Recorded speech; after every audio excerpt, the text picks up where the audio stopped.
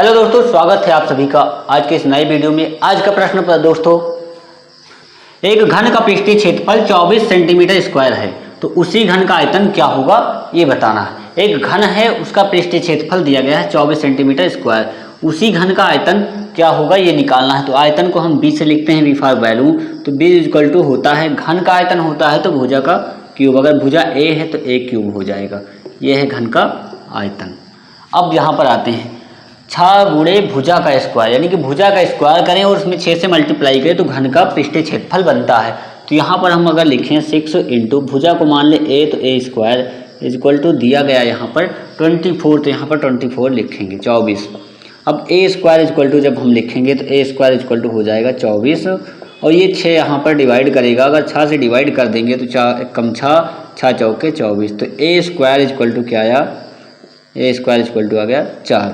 तो अगर ए square equal to 4 आया तो इसका स्क्वायर हटाएंगे तो वहाँ अंडर रूट लगेगा, यानी कि ए इक्वल टू क्या हो जाएगा, अंडर रूट अगर लगाएंगे 4 का तो ये 4 का अंडर रूट क्या आएगा, 2 आएगा। तो ए इक्वल टू क्या आया, 2, यानी कि हमें भुजा पता चल गई 2 है, वो भी सेंटीमीटर में, तो सेंटीमीटर लिख देंगे यहाँ पर। ये इतना क्लियर हुआ।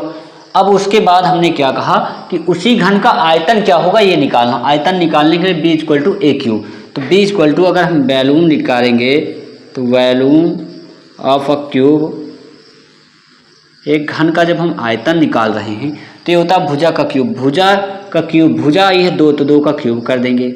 तो 2 का क्यूब करेंगे तो 2 गुणे 2 और गुणे में 2 आया, तो ये 2 दूनाई 4 हो गया, 4 दूनाई 8, तो ये हो गया 8 सेंटीमीटर क्यूब। ये आ गया पहले वाले का आंसर। घन का आयतन पता हो गया। अब दूसरा प्रश्न है कि एक घन की भुजा 5 मीटर है, तो घन का आयतन तथा पृष्ठीय क्षेत्रफल में अनुपात बताओ।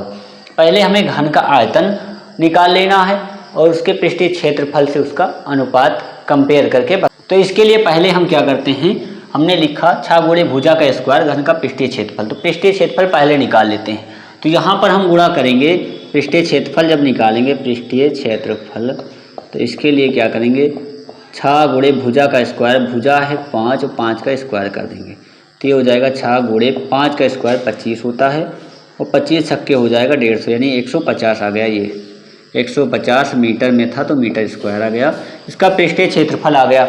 अब उसके बाद कह रहा है कि आयतन भी निकालना है। तो आयतन इक्वल टू होता है volume of a cube, volume of a cube.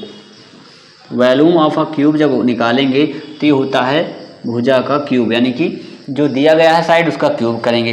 तो इसका क्यूब क्या करेंगे, यहाँ पर जो भुजा थी वो 5 मीटर दी थी, तो 5 का क्यूब कर देंगे। 5 का क्यूब जब करेंगे तो ये आएगा 125 मीटर क्यूब।